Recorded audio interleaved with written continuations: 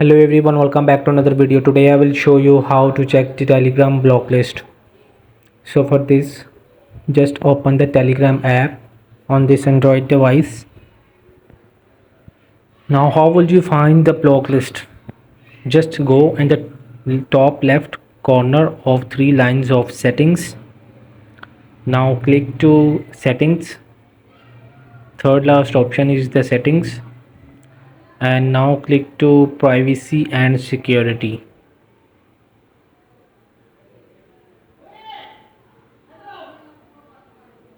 So from here is the fourth option is the blocked users. So blocked users means the blocked list. You will just click it and here is the three persons are blocked.